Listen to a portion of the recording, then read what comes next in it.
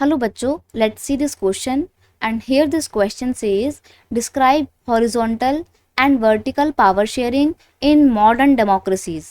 Question आपसे बोल रहा है कि मॉडर्न डेमोक्रेसी में हॉरिजॉन्टल और वर्टिकल पावर शेयरिंग किस तरीके से की जाती है उसको डिस्क्राइब कीजिए।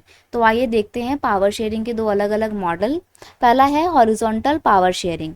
हॉरिजॉन्टल पावर शेयरिंग की बात करें तो इसमें क्या होता है, power is share among different organ of the government such as legislature, executive and judiciary.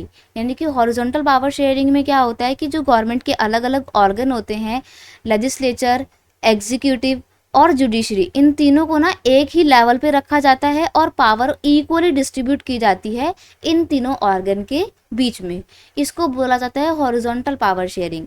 अब देखिए क्या करता है ये, the concept of check and balance are indicated in the horizontal division of power sharing। अब ये जो horizontal division of power sharing है ना, इसी सेम पावर शेयरिंग के स्ट्रक्चर को बोला जाता है चेक एंड बैलेंस सिस्टम। इसलिए बोलते हैं क्योंकि अगर मान लीजिए गवर्नमेंट का कोई भी एक ऑर्गन अपनी पावर को गलत तरीके से मिसयूज करने की कोशिश करता है तो बाकी के दो ऑर्गन उसको रोक देते हैं ऐसा करने से, ठीक है। और इस तरीके से तीनों के बीच में एक बैलेंस मेंटेन रहता है, इसीलिए इसको चेक एंड बैलेंस का सिस्टम भी कहा जाता है। अब अगर हम बात करें वर्टिकल पावर शेयरिंग की, तो वर्टिकल पावर शेयरिंग में क्या होता है, power can be share among government at different level. इसमें पावर को ना ऊपर से नीचे की ओर शेयर किया जाता है।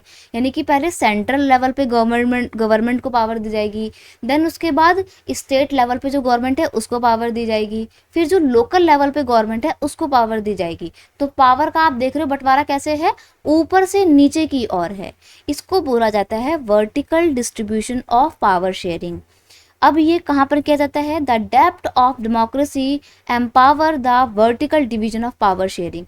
जिस भी देश में डेमोक्रेसी है, लोकतंत्र है, वहाँ पर वर्टिकल पावर शेयरिंग किया जाता है क्योंकि ये डेमोक्रेसी की जो जड़ें होती हैं, जो रूट होती हैं, उसको और ज़्यादा डीप एंड रूट करता है, उसको और ज़्यादा मजबूत करता है।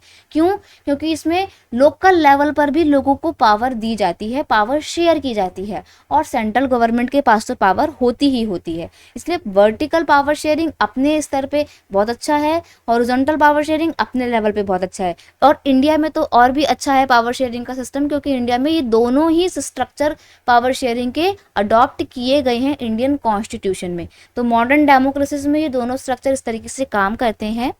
I hope you understood it well. Best of luck.